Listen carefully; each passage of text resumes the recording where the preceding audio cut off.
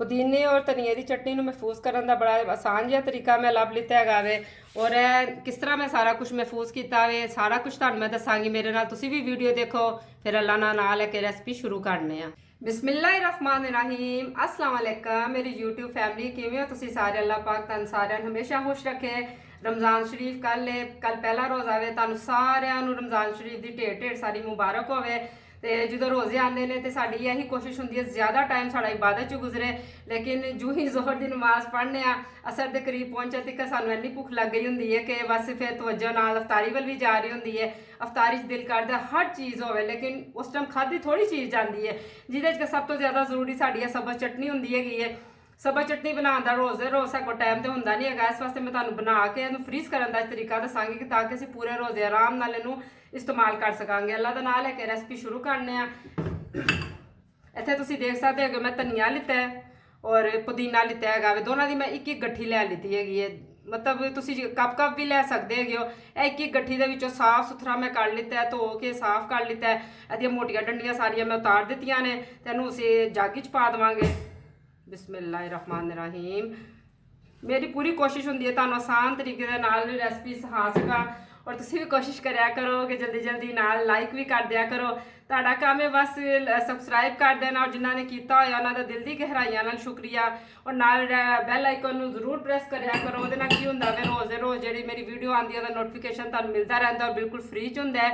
नाल असीं चंद सब्ज़ मिर्चां लित्तियां ने तेज़ वालियां सब्ज़ मिर्चां ने तो तुहाडी मर्जी है तुसीं इहनूं शामिल कर सकते हो या नहीं बच्चे तुहाडे घर छोटे ने तो जरा एहतियात नाल पाना तो यह वाली चंद सब्ज़ मिर्चां ने और ये मैं लिता वे अद्धी चमची नमक दी बाकी असीं फिर जो दही का इस्तेमाल करांगे नाल कर लिया करांगे 1.5 कप पानी का वे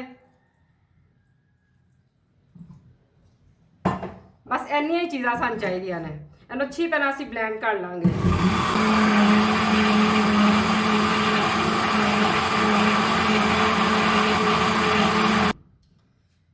अल्हम्दुलिल्लाह चटनी बिल्कुल रेडी हो चुकी है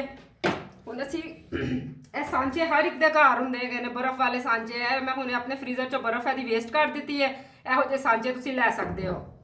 सब्ज़ मिर्च बहुत तेज़ है अल्लाह है करे ज़्यादा ही पा दिया अच्छा इन्होंने असीं साइड ते करांगे इस तरह आराम दे नाल ना देखो इस तरह असीं छोटे छोटे दे क्यूब्स बना लांगे एक दी जरूरत पवे या 2 दी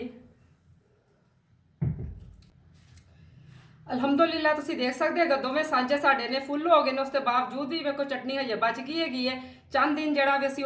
वैसे ही इस्तेमाल कर सकांगे ਇਹਦੇ ਵਿੱਚ ਤੁਸੀਂ पानी होर ज़्यादा भी कर सकते हैगे ਤੁਹਾਡੀ मर्जी है क्योंकि सानू दही ਦੇ ਵਿੱਚ नारदाना भी पाना होंदा है जीरा भी पाना होंदा है रमज़ान 'ਚ सानू हाजमे की लोड़ होंदी है ਇਹਨੂੰ ਅਸੀਂ फ्रीजर 'ਚ रख देवांगे 6 घंटे वास्ते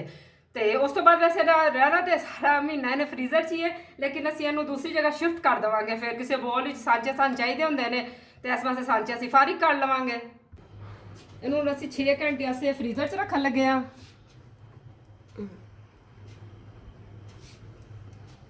उन्नी देर च अपने होर काम कर लैने है मैं कपड़े धो लैनी उन्नी देर च सही तरह चटनी साड़ी बन जाएगी तो शाम में तुहानूं इहनूं अनमोल्ड करके दिखानी हाँ फ्रीजर च मैंने 6 घंटे रख दिता सी 6 घंटे बाद मैं बाहर लैके आई हाँ इहनूं अनमोल्ड करने बिस्मिल्लाहिर्रहमानिर्रहीम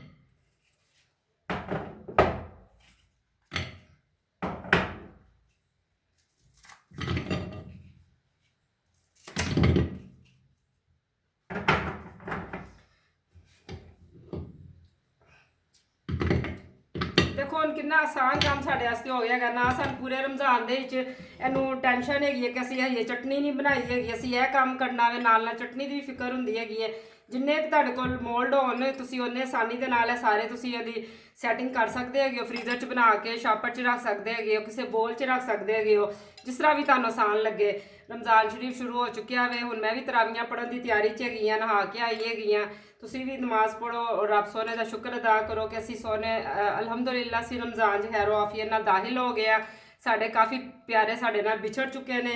अल्लाह सोना उन्हां दी मगफरत करे क्योंकि साढ़े इत्थे मुहल्ले के काफ़ी लोग अजीज़ वगैरह जिहड़े पिछले रमज़ान साढ़े नाल सन इस दफ़ा नहीं ने दिल उन्होंने याद करता पिया वे लेकिन अल्लाह सोना जिस तरह सब नूं रखे सानूं राज़ी रहना चाहिए वे अल्हम्दुलिल्लाह। यह देखो ज़रा कितना ज़बरदस्त तुहानूं मैं तरीका दस दिता है अगर तुहानूं मेरा ਕਿਊਬ ਵਾਲਾ ਤਰੀਕਾ ਪਸੰਦ ਆਇਆ ਫਿਰ ਤੁਸੀਂ ਲਾਈਕ ਜ਼ਰੂਰ ਕਰ ਦੇਣਾ ਵੀਡੀਓ ਨੂੰ। ਚੈਨਲ ਤੇ ਨਵੇਂ ਆਏ ਹੋ ਚੈਨਲ ਨੂੰ ਸਬਸਕ੍ਰਾਈਬ ਕਰਨਾ। ਫਿਰ ਇਨਸ਼ਾਅੱਲਾ ਤਾਲਾ ਕਿਸੇ ਹੋਰ ਵੀਡੀਓ 'ਚ ਤੁਹਾਡੇ ਨਾਲ ਮੁਲਾਕਾਤ ਹੋਵੇਗੀ। ਦੁਆਵਾਂ 'ਚ ਮੈਨੂੰ ਯਾਦ ਰੱਖਿਆ ਕਰੋ। ਅੱਲਾ ਹਾਫਿਜ਼।